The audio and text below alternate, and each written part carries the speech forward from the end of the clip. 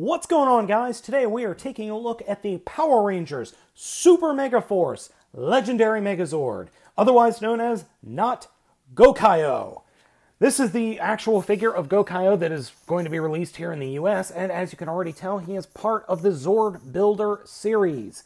The box just arrived from ToysRUs.com. That was the only place I could get it, and it's bright red and shiny. It does come with its own key here, which I'll do an up-close picture of in just a second. But overall, I like the look of the box, and it's nice to see the Go-Kaiger, or the Super Megaforce, getting some US airtime. I don't know when the show is going to air here in the US. I'm looking forward to seeing it, considering I didn't like Megaforce all that much. Taking a look at the back of the box, you can see that his open chest gimmick is going to be working by using the key that is included with the figure. As expected, the new upgrade packs are going to be Zords. So we have the Magi Dragon Zord, the, SPD Zord, the Zeo Zord, and a Shinkenger Zord. And as you can see, they are all going to combine with the figure in a different way. I'm going to try and get each one of these. I'm going to try. I can't guarantee it, but I will do my darndest. Maybe I'm going crazy, or maybe my old man memory is starting to fail me, but I don't remember Bandai ever using full-on zip ties on their figures before. I know they've used rubber bands and whatnot, but these are full-on zip ties. These are not cheap, or as cheap as, say, plastic rubber bands. That is a little weird. I'm genuinely surprised to see that.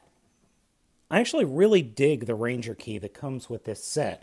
And the reason I say that is because it is well detailed. It is not nearly as big as the Japanese Ranger key counterparts, but it is nicely detailed and looks pretty cool. I like the paint scheme on it. It has good painting, and it feels pretty good. The plastic is a nice quality plastic. Yeah, it's translucent, but that doesn't bother me that much.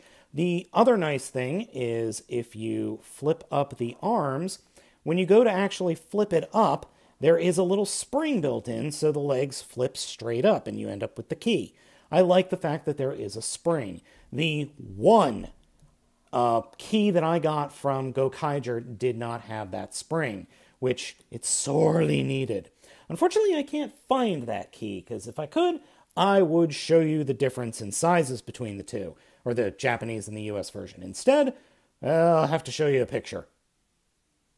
Overall, Bandai has nailed the look of the legendary Megazord. It looks like Go-Kaio should look, but they kind of cut corners quite a bit. Obviously, the opening chest gimmick is not here in this figure like it is in its Japanese counterpart. Instead, we have the Zord Builder system, 16 points of connection in all. I'm counting the two points that are made up for the legs here. Overall, it looks like a good figure, but it feels real weird. The plastic itself, it feels like a cheap plastic coated with a sealant, a glossy top coat to strengthen the plastic. The whole figure feels kind of cheap, somewhat similar to Goze Great Megazord, which we'll do a size comparison of here in a second. I'm not saying that this is a bad figure, it just feels very strange to me, especially after playing with so many Japanese toys over the years. I like the look of this figure. I think it looks pretty good. I do appreciate the Zord Builder pegs folding up in the arms, but why didn't they do that in the legs? That would have gone a long way to making the overall aesthetic of the figure a lot better. I would have loved to have seen these pegs be able to be folded up. I would really like that. Brandishing his swords, he looks pretty cool, but one major complaint. I think the swords are too small. I think they are just too darn small for the figure. They look good. They could use some paint. I can do that myself. But as I said, they're just too small. Size-wise, as you can see here, the Legendary Megazord is about the same size as the Goze Great Megazord, which is perfectly fine. I'm glad that they are in the same size pattern. Well, so can you actually do some swapping then? That's another question. It appears that the pegs are the same size. So let's give it a try. And yes, they are both part of the Zord builder system, so yes, there's some part swapping that can happen here. Complete and total nuttiness is 100% attainable here. This figure's unlocking gimmick has to do with the key, as we said earlier. So if you remember my Gokaio review, this dial back here would spin around and that would open the chest. Well, not so here. What you need to do is take the key, you put the key in correctly, and then turn the lock, and that will unlock the front here so it can be opened. And then this can slide in and out, which is nice, and it can pop off. Getting it back on is not that difficult. So what you can also do, though, is when you lock it, you can then put the key, or the little key guy, into the chest, like so. And then you could close them up, and that's a nice storage spot for your little key friend. So you'll never lose him, like I'm sure I would. So let's go ahead and break down the Megazord. We'll pop his arms off, pop his hat off, and the hat will plug in to the back of the jet, like so. So now the jet is flying around with a pimp-ass hat. The green racer, just flip the wheels around until they stop and fold the hand up. That's that. And take the legs, fold the feet up. And something that's nice on yellow is it actually has an articulated foot, unlike the Japanese version where you have to disconnect the front of the cab and then plug it into the bottom. Just rolls right on a hinge. So we'll take the swords and combine them.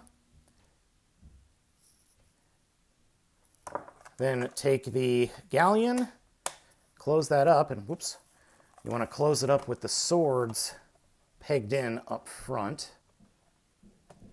like so. And then we just position the wings and the sails, and that is it. Individually, the Zords themselves are only okay. They don't each look all that great. There is definitely paint apps missing from their compared to their Japanese counterparts. Overall, they're all right. I still, to this day, don't understand what each of these vehicle modes has to do with pirating, except for, well, the galleon. But individually, they're okay. They're not too bad. They look all right. This one's a little bit weirdly proportioned, but this guy right here, red, definitely steals the show. It's the biggest, it's the core unit, it looks pretty good. The paint apps that are missing are, well, to be honest, I don't really miss them all that much. He's got enough paint on him to be fine. Nothing going back with a Sharpie or some masking wouldn't fix, so that's not too bad, and overall, it looks pretty good. Overall, the legendary Megazord is actually pretty cool. It's a nice figure, it looks good, yeah, the plastic isn't top quality, but I did not expect that. And as a toy here sold in the US, it's rad. It is just nifty. There are a few little niggling things that I don't like here and there, specifically being the way the Zord builder system is built into the legs. I still think having these folding up would be a better idea, like they have up here on the arms. But the Zord builder system in and of itself is a nifty idea, and I'm glad Bandai thought of it. I'm glad it's introduced into this figure, and I'm glad it's in the Megaforce line of figures as well. And, you know, if this figure was living in a vacuum and you were just a kid, like a young kid, and you got this figure for a birthday or Christmas, you would be hard-pressed to not like it. Unfortunately, this figure is not living in a vacuum. For nutjob fans like myself who buy things straight from Japan, there's a little bit of difference here. Here we have the USA version of the figure, and here we have the Japanese version of the figure. I can tell you, obviously, the size difference. That's a hell of a size difference. Also, you can see right off the bat is the plastic difference. You can actually see the difference in the plastic. There are textures on the Japanese figure where there aren't on the USA figure. There's obvious different paint schemes going on here, and just the overall quality of the Japanese plastic is heads and tails above the USA version. That being said, I still think this figure is pretty awesome. Guys, if you cannot get a hold of the Japanese figure, just get the USA version. I picked it up at ToysRUs.com. It is in Toys R Us stores now, sort of. This figure is just fine. Yeah, the Japanese one, I like it better. I think it's a great figure comparatively. There are more paint apps, yada, yada, yada. You know what? It doesn't matter. It just doesn't matter. There's nothing wrong with this guy.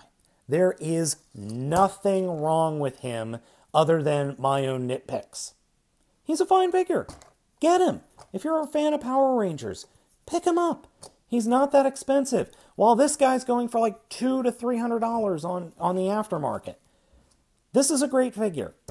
You should not feel bad for getting this figure over the Japanese one. Just, as I said, the differences, really, they don't matter. This is a great toy. Buy it.